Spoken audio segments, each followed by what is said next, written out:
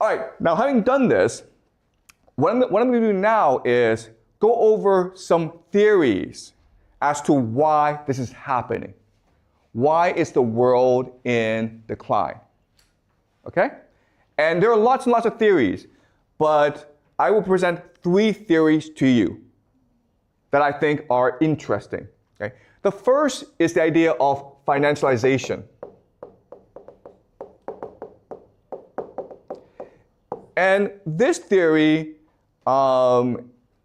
is proposed by an economist, a French economist named Thomas Piketty. Piketty, okay?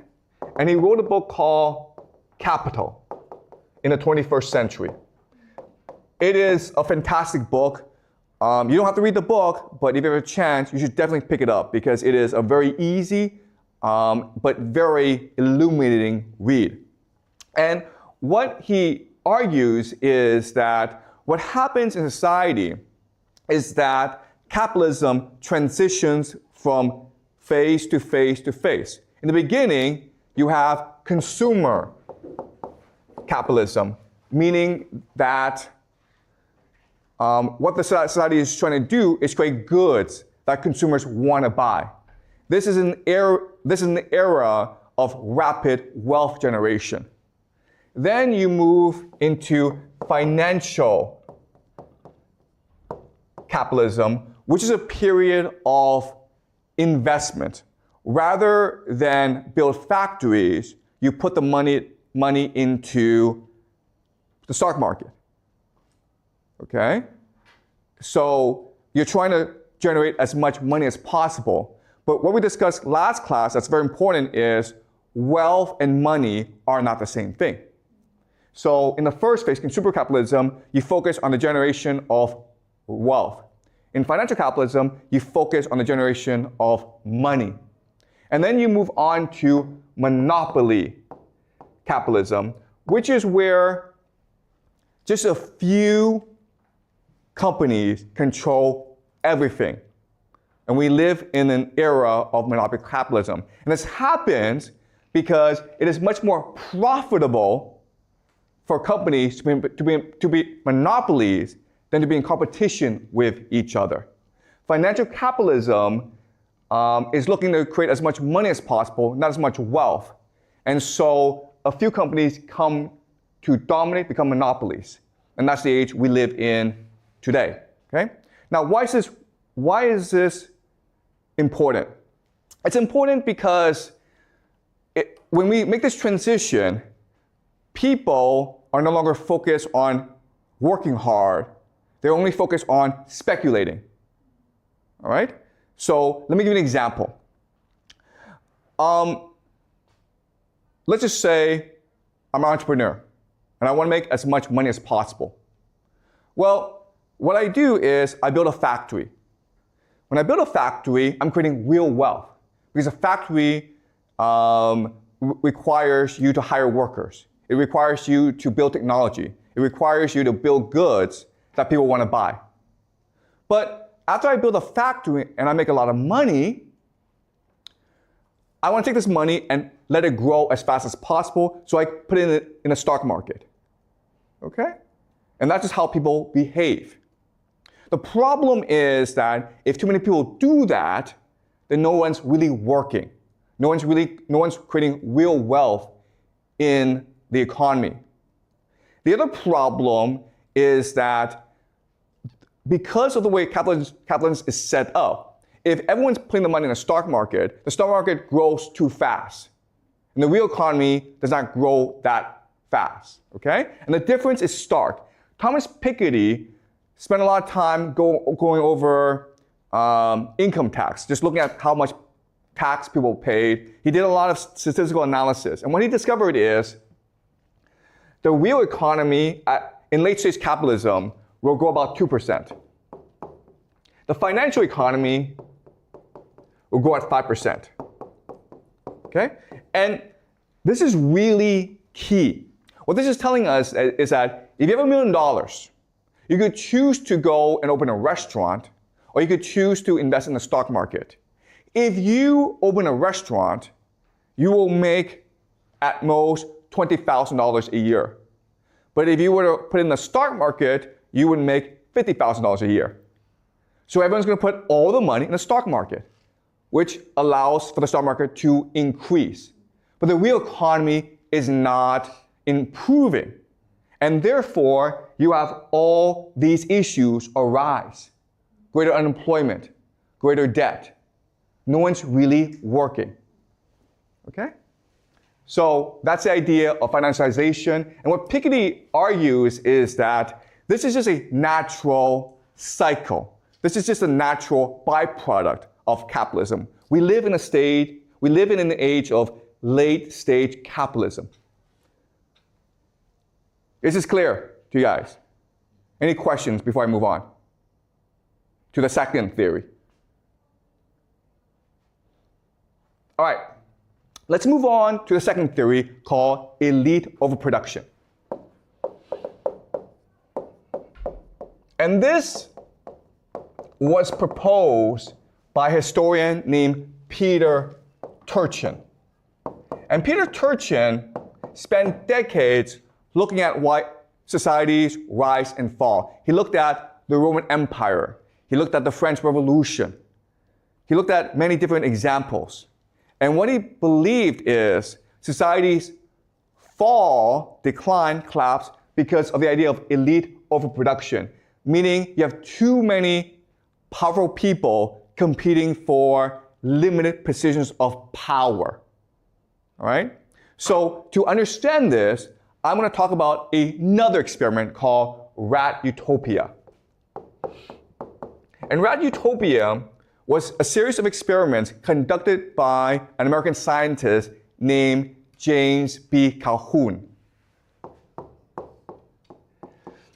And what James Calhoun was trying to do in his experiments was trying to figure out what living in a world of abundance and wealth and security meant. After World War II, the world was divided between the United States and the Soviet Union. It was the Cold War. But it was also a time of increasing abundance due to technology and peace. And the population was increasing. So James Calhoun conducted these experiments to figure out what this meant for the world. So what he did was this. He had a room, okay, that was sealed off from the world. And in the room, he put in food and water and housing for a colony of rats. Maybe like 10 rats at first, but they quickly became 400, 500 rats. And at first, the rats were really happy. But no matter how Calhoun configured the experiment, ultimately, the rats always ended up killing each other. Okay? So what he discovered is, if you live in a world of abundance and security, the end result is the rats always kill each other.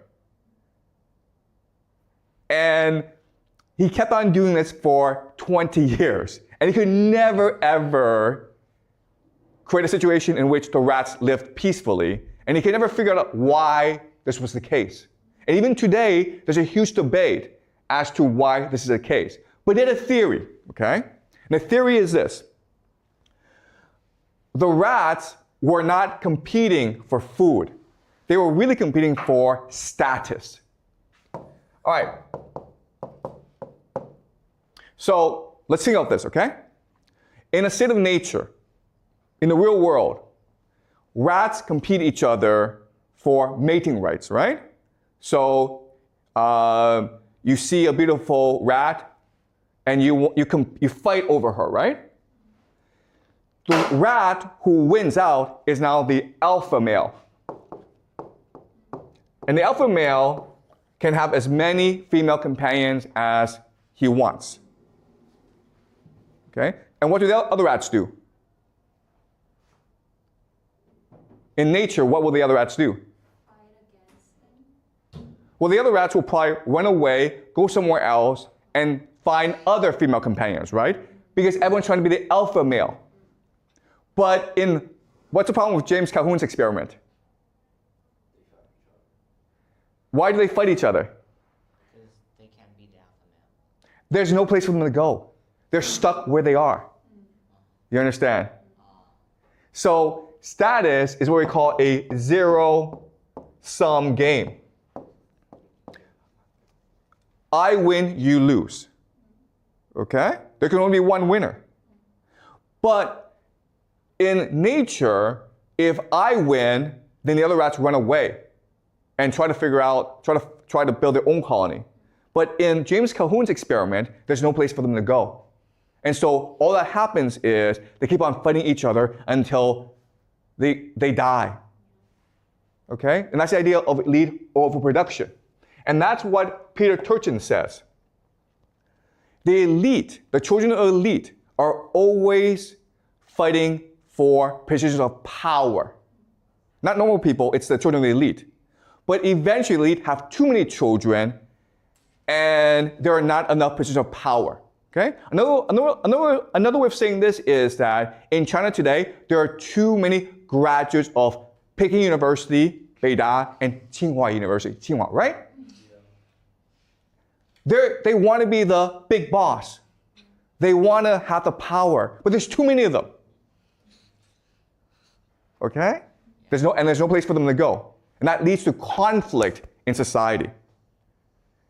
And ultimately, what Peter Turchin has discovered is, if that's the case, then elite overproduction will ultimately lead to either war or revolution. It will lead to the collapse of society. And there's no way around this. Okay?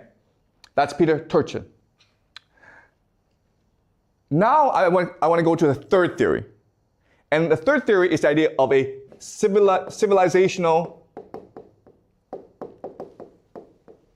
life cycle. And this is proposed by a German philosopher, scholar named Oswald Spengler. And what he argues is that society, culture, civilization, it's no different from a person. As a person, as a human being, we go through a life cycle. We are born, we grow up, we mature, then we die. Right? And there's no way around this. We all have limited life cycles. You can live to 100, you can live to 150, but eventually you'll die. And what also Spengler says is that happens in society as well. And there's nothing anyone can do about this. So let's go over the life cycle for civilization, okay? In the beginning, you are in the village. Then you move to the town. Then you move to the city. Then you develop the megacity. Okay? Not all civilizations will go through the cycle, but the successful ones will go through the cycle. Okay? You start off, so the Romans, right? The Qing dynasty. You start off in a village, then if you're successful in the village, you build a town, then when you're in a town and you're successful, you defeat other towns and you build a city, and you become a megacity. Okay? And what Oswald Spengler says is, at the height of the civilization must now die. Okay? So let's go over the theory. Well, in the village, life is pretty simple. People work hard. Okay? They are united. They have a collective mentality. Everyone's helping each other. And also, what's really important is lots of babies, right? It's very common for mothers to give birth to 10, 11 kids in a village, right? And the reason why is kids are free labor. So you're incentivized to have as many children as possible. Okay, so this is the framework of a village. But as you go up the civilization ladder, as you mature as a civilization, what happens is you have increased abstraction. Abstraction is just a fancy word for you're removed from reality. Okay? So when you're in a village, You understand everything, right? You understand, oh, the food that I eat comes from the seeds I implant, right? But when you're in a city, guess what? Those drinks you're drinking, you have no idea where it comes from, right? The food you're eating, you have no idea where it comes from. It's all abstract to you. It's all removed from reality, okay? So in the village, people are engaged in working hard and in helping each other. But as you move up, people become much more individualistic. Right? You're concerned about your own personal pleasure. You're concerned about how do I derive benefit from this? Okay? So another way of saying this is, in a village, what keeps people together are emotions and tradition and relationships. But when you move to megacity, what is it that holds people together? It's money, right? Money is the greatest abstraction. The problem with money is that it means we don't have to ever trust each other. In a village, if you get sick, everyone comes and helps you, right? But in the city, if you get sick, you go to the hospital and pay the doctor. Your neighbors don't have to care. Your family doesn't have to help you. Okay? So you become individualized. You become atomized. Okay? And in the megacity, what happens is, because you are concerned only about your own individual pleasure, you don't work hard anymore. In fact, what you want to do is you want immigrants to work for you, right? You no longer care about other people. All you care about is yourself. And guess what, guys? You don't want to have any children. Okay? And that's why the megacity represents the death of civilization. And what is Beijing? What is Shanghai? What is Washington, D.C.? What is New York? What is Paris? What is London? They're all megacities. Okay? And that's why we have these trends. And what Oswald Spengler says is, there's nothing anyone can do about this. It is a natural life cycle. All right? So these are the three major theories I want you guys to remember. Okay? Sorry, can you give the microphone? Yeah, can you just speak to the microphone? But what if there is a universal target that forces everyone needs to work together? You know, will that work out to like everyone just put down all of these problems and figure out the... Yeah, okay, I understand. That is a great question, okay? So the question, to rephrase it, okay, is, yeah, but what if there's an external threat, okay? An external threat. If there's an external threat, then surely this system, this life cycle, can be extended, right? And external threats are examples of, hey, let's say there's an alien invasion. Let's just say China's being attacked by the United States, right? And unfortunately, the answer is, it does not matter. Because once you've reached the point of a megacity, first of all, you're so selfish, you're self-absorbed, you are not aware of external threats.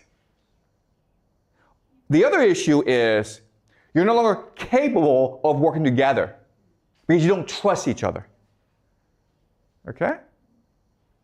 So the external threats factor doesn't really matter. But that's a great question. Thank you for asking, okay? Yes, in theory, oh my God, if aliens come, then humans would unite. No, that's not what would happen, okay?